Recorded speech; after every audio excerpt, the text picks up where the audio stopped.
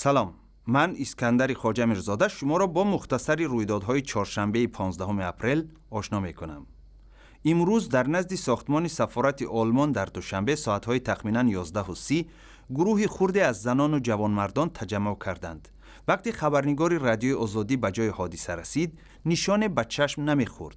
چند شاهد حادثه گفتند که یک گروهی عبارت از تخمیناً 15-20 نفر در دست شیارها به نزد سفارت نزدیک شده با صدای بلند از آزادی، تکرار نشدن جنگ شهروندی، کوشش بی‌ثبات کردن کشور از جانب بیگانه ها صحبت می کردند.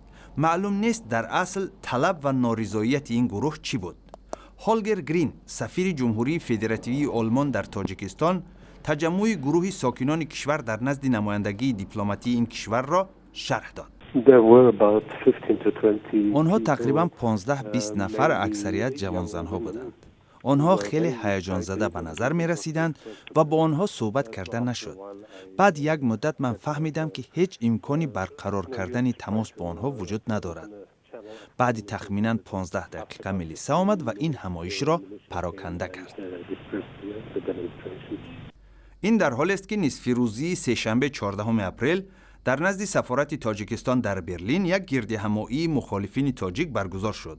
این تجمع با شرکت 10 نفر برگزار شد که به گفته تشبسکاران طرفداران ائتلاف نیروهای مخالف تاجیکستان نو، عبارت از سازمان‌های گروه 24 وطندار، آزادی و عدالت و احیای تاجیکستان نو میباشند.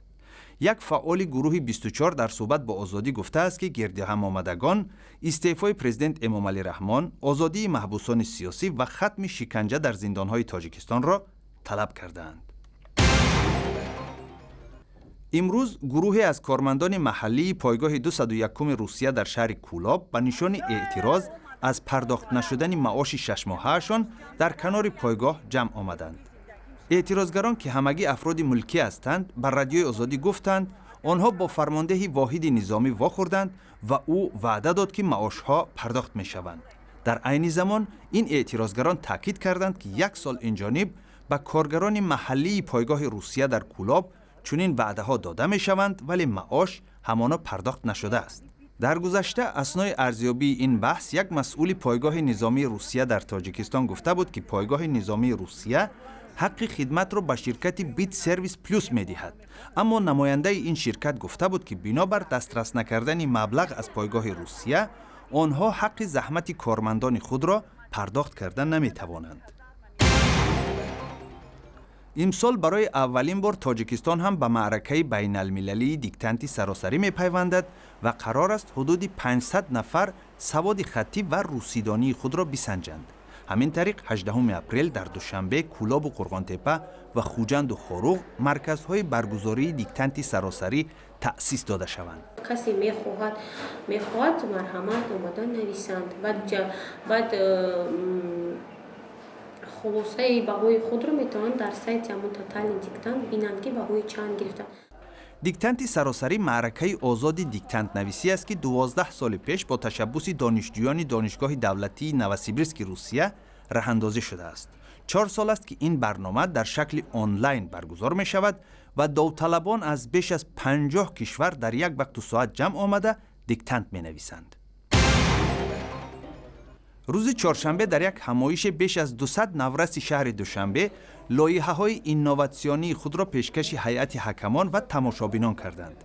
در این همایش که در چارچوب هفته تکنولوژی، اینوواسیا و اختراعکاران جوان و نورس شهر دوشنبه برگزار شد، اساساً خوانندگان مکتب‌های میانه شهر دوشنبه لایحه‌های خود را معرفی کردند.